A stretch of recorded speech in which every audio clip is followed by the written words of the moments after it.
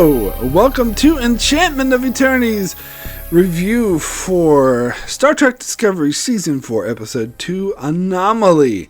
This video is a part of a series of videos where I review episodes of Star Trek Discovery. So I have to start with a spoiler warning for the latest episode of Discovery Season 4, Episode 2. If you have not seen up to this point, you will not want to watch this video, otherwise some things will be spoiled for you. So, first off, I just realized that this episode has the same title as Episode 2, Season 3 of Star Trek Enterprise.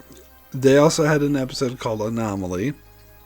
And I think this episode the title's more appropriate in this particular episode. But I think this is the first time that Star Trek has ever duplicated episode titles.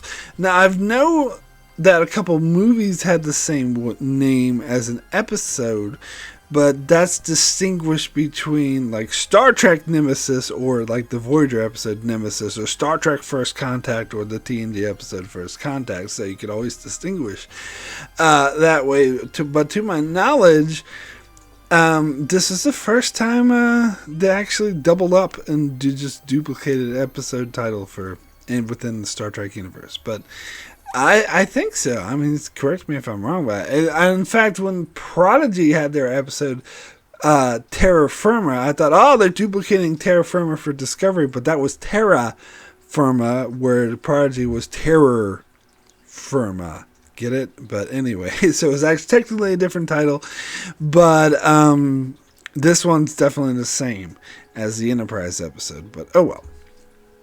Whatever. Anyway, getting into the episode itself, I really like this. I was really impressed with this episode. This is what I want Discovery to do. This is what I want it to be. Now, I'm still cautious.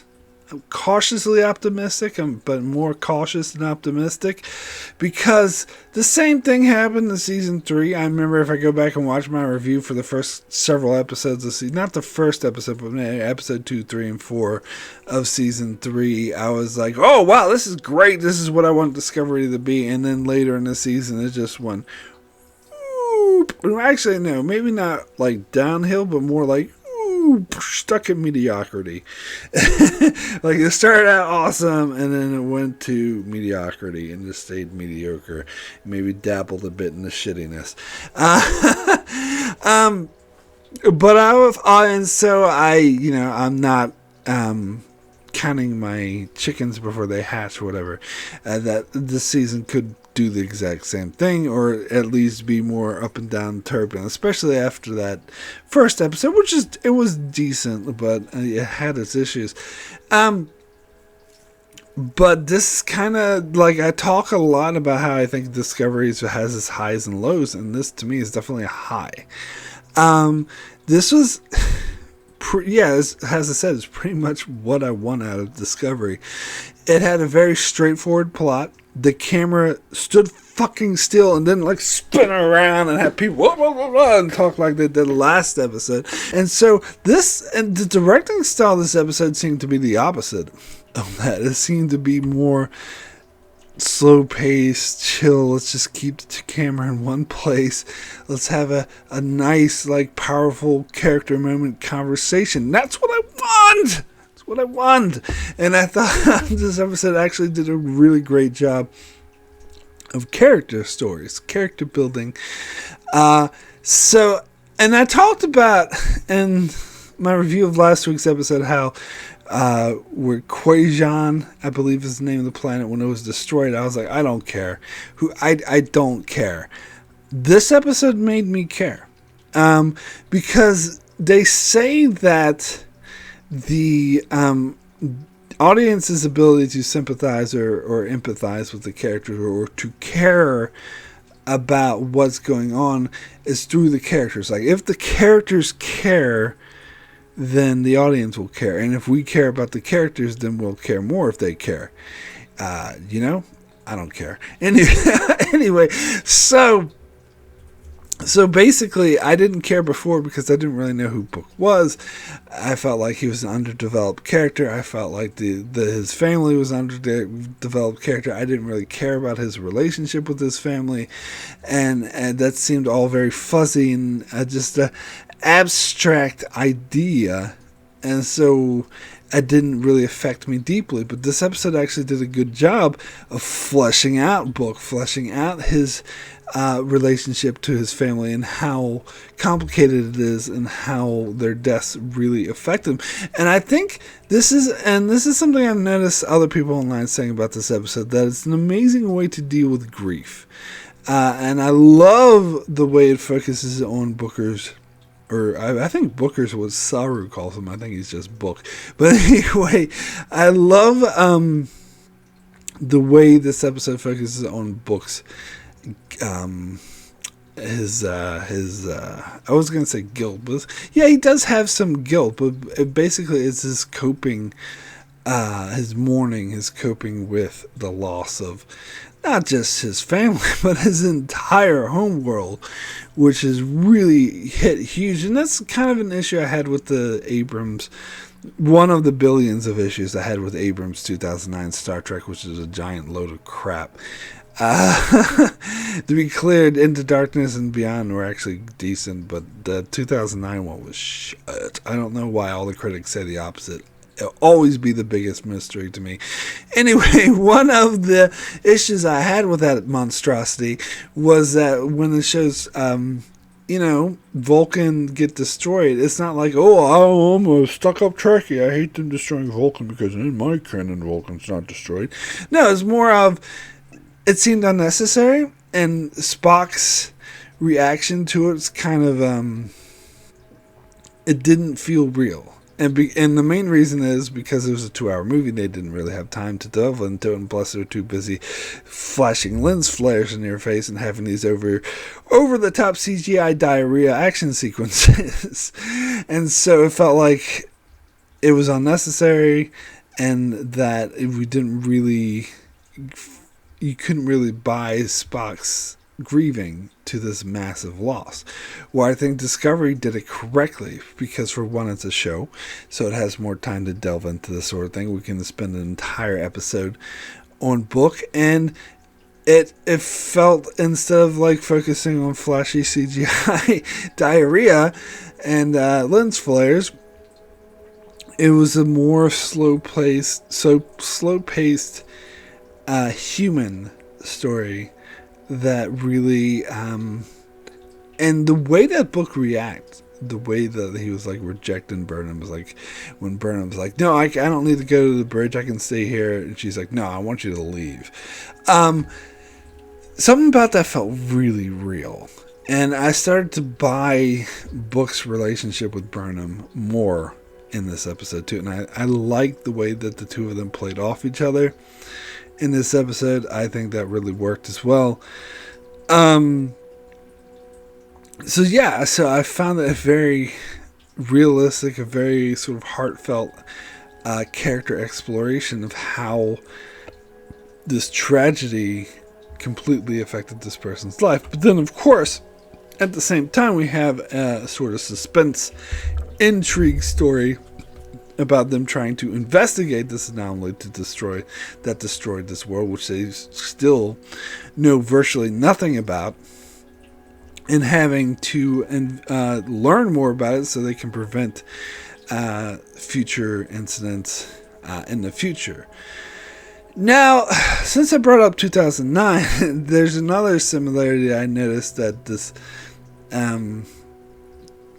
to the season, not so much this episode, but the fact Saru's return, where Saru comes back as the first officer, which ultimately I'll say I like, and I'll get more into details why, but it did give me that 2009 feeling, the way that, Kirk's first officer and Spock's captain, now Spock's officer and Kirk's captain, now first officer, now he's captain, now Pike's captain, that's swapping, that's part of the thing that made that movie such a giant piece of shit. But again, I'll say it's because it was a 2-hour movie, it felt very jarring and head spinning to have you constantly switching ranks, whereas it's a bit more forgivable in Discovery because it's a show that happens over a longer period of time.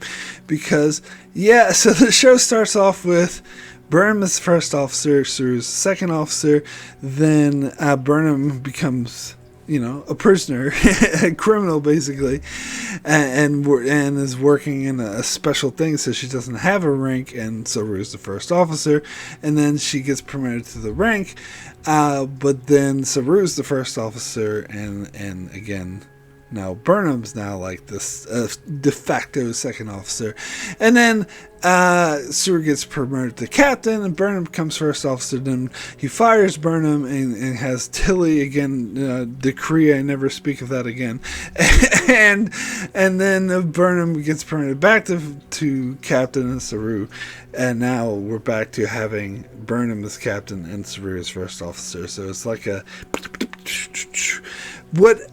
which kind of annoys me. I do see that as a negative, but again, it works better than the 2009 one because that was just all contained within 1-2 hour film, and it was too head spinning, where this is drawn out over like 4 seasons, so it's a bit more forgivable, but I still kind of wish they wouldn't do that. Now, as for the fact of having Saru technically still has the rank of captain, but he wants people to call him Mr. Saru because he's not the captain's his rank, but he's not the captain of Discovery, which is still Burnham, so he doesn't want people to get confused about that. And so we have 2 captains on the ship, and I don't mind this at all. Some people have complained. It reminds me a lot, of course, of Star Trek 5 and 6 that had 2 captains. Kirk and Spock were both captains, and yet Spock was the first officer and Kirk was the captain, which I don't care. I didn't have a problem with that. I don't have a problem with this. In fact, as I alluded to earlier, I think, especially in this episode, we'll see how it goes for the rest of the season, but as this makes sense based on how these characters were been portrayed, I think this is the winner combination of having Burnham as the captain and Saru as the first officer. I think this is a combination that works. It locks into place, and it's kind of maybe what they should have done all along. And I do think that Saru makes a much better first officer than he does a captain. Just saying. Even though I once called him the world's worst first officer because he tortured a sentient being for no good reason, and nobody seemed to care, but that was the season 1 problem. They've overcome that since then. It was like the 3rd episode of season 1, I think, too. But anyway, so I think he's a good first officer now, and in this episode he was a great first officer. Like the way he gave the wisdom and to Burnham, it was really good because he wasn't he told her in a way that she could hear, in a way that made sense, because he was basically imparting hard truths on her about her being overprotective of Book, and that she needed to trust him, but at the same time there should be some precautions put in place. And the way he told her was a way that she could hear it, in a way she was open to it, and just that connection of her making him sort of supporting her and giving her great advice and making her feel better, as particularly towards the end of the episode where he was like, hey, now it's time for a personal moment, for you to reach out to Booker, not as his captain, but as his, intimate romantic partner. And I love that. That so worked for me. So it seems like this is the perfect combo of Saru as first officer and Burnham as captain. And I think that it works a lot better than Burnham as first officer and Saru as captain, personally. But all the switching back and forth kind of annoys me. But whatever. And I don't know. It depends on what happens to the rest of the season. But it makes me wonder what they'll do in season 5, because it seems like they always have to have a different captain every season. Maybe they'll stop that tradition now that Burnham's finally captain, but we'll see. Anyway, and how Saru is going to fit in now that he has the rank of captain. Because apparently he was offered a ship, but he says it's not time for him to, that he feels it's not time for him to have his own ship, that he still wants to help out on Discovery. Which makes sense, which I bought. And I bought on a personal level, I bought their relationship a lot more. And I talked about this in other videos, how I feel like Discovery does a lot of telling rather than showing. That there's like that these characters care about each other, or that they're friends, that they have these emotional connections. A lot of times we're told this instead of shown this.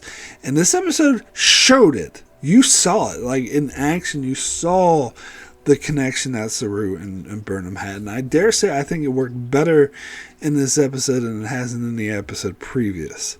That I bought their connection. I bought that they cared about each other.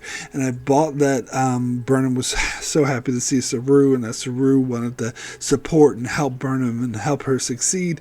Like all that stuff really really was done really well. And it really sold me on that these two characters really care about each other. Now, I've also talked before about how Discovery has a problem with over sentimentality. And that did come off in this episode a tad bit. I think a lot of the emotional moments in this episode were earned, particularly revolving around Book's mourning and feeling of guilt, and how he's mourning his family and how he's sort of becoming dead. I think that was done really well, in fact. And as I just said, the whole Burnham and Saru connection, like that was well earned. But I think they take it a smidgen too far. Like that moment where Burnham was like sort of talking Book down at the end of the episode, like that was, I liked, and I love how they had like the personal call, so like a bubble popped up around her so no one else could hear what she was saying. That was kind of cool. But anyway, I bought her reaching out to him, but I think that maybe they just went a tad bit too much in sentimentality. And same with the Saru and Burnham. I think there are a couple moments where that it really worked, but sometimes it just overplayed it just a little bit. But for me, the biggest example of that in this episode is the Book and Stamets interactions. Now, I'd love to be clear, I also love this interaction between these two characters. It sold it in a way that totally worked for me, that made sense, and I bought, and it felt really cool. But I think Stamets, the way, and maybe they did this for comedy as well, but the way that he was stammering over, like trying to, oh, I'm here for you, and acting like an idiot because he didn't know how to relate to Book at all, and that he was nervous. I think they overplayed that a tad, and that he was going out of his way to, I'm sorry, what about my feelings, when they're in the middle of a dangerous fucking mission. Maybe focus on that and not your feelings so much. But as I said, don't get me wrong. I think when they did get into the feelings and how they relate to each other, it really worked. But I think they just overplayed it a tad. They just need to bring it back a little bit, and it would have sold it better for me. But yeah, I love the stuff with Stamets, and how he is like, oh, I don't want to be around Book, and he was like, and couldn't relate to him, tries to relate to him. Book is just like, oh, fuck off, you don't like me or whatever, and they have that tension was there, but then as they continued onward, they started to relate to each other more, and they opened up to each other more, and Book was finally like, and when Book finally towards the end was like, started talking, answering his questions about tingling and whatever, and when they used the spore drive, like, I bought it.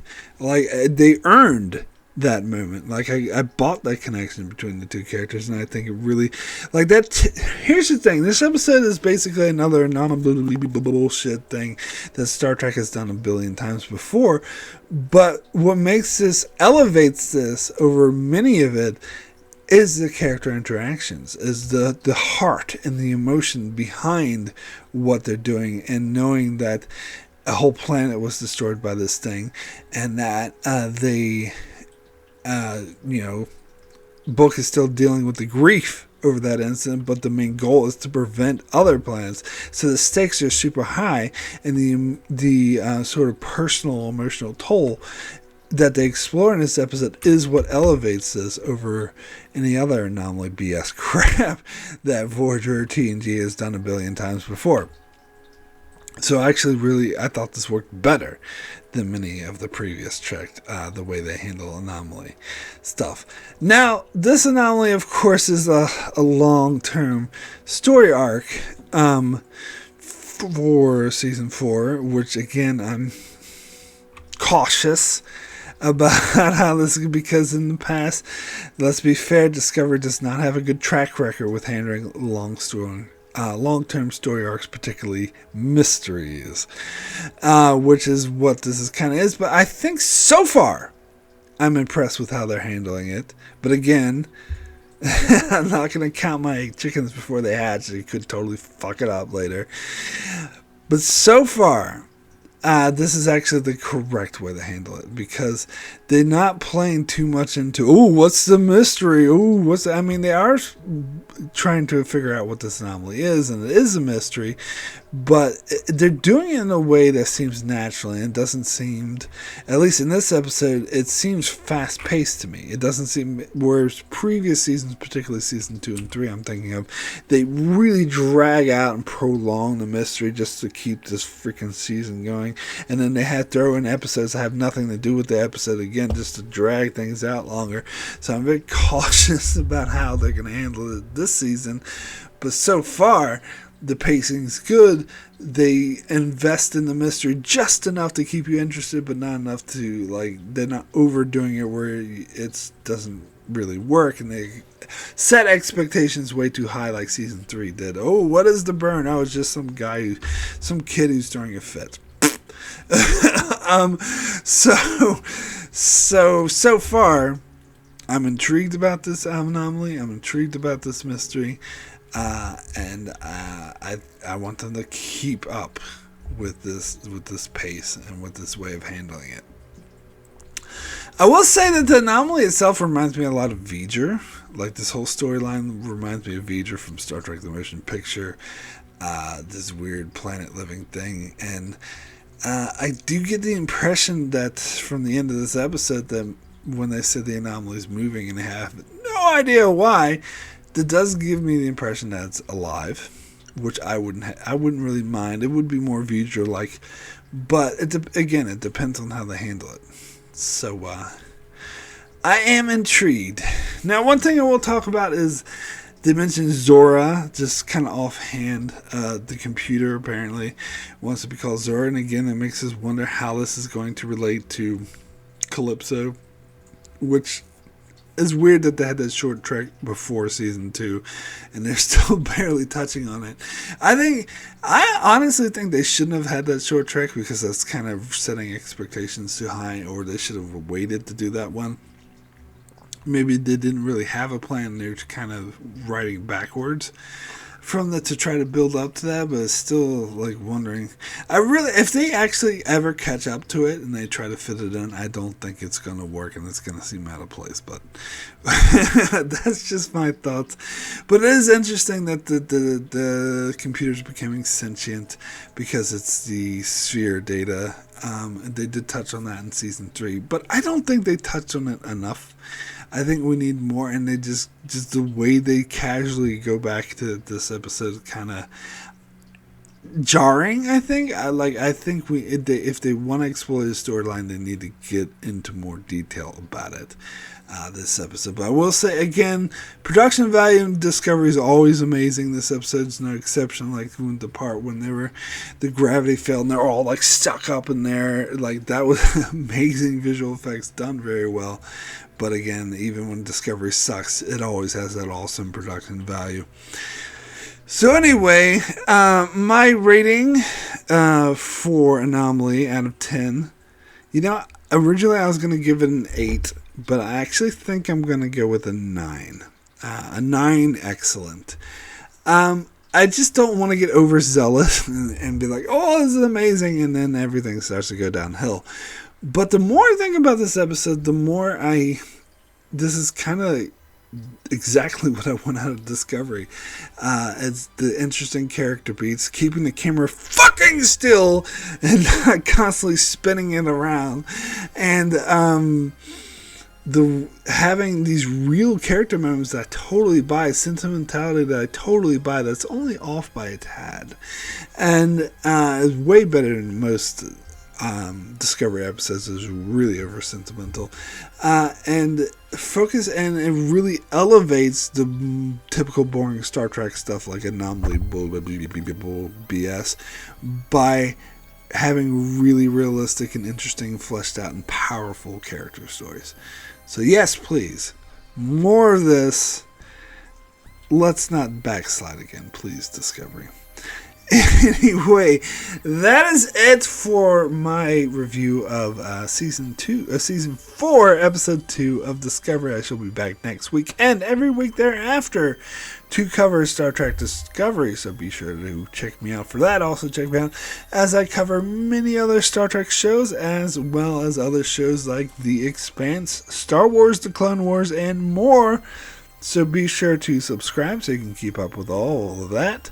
And thanks a lot for watching.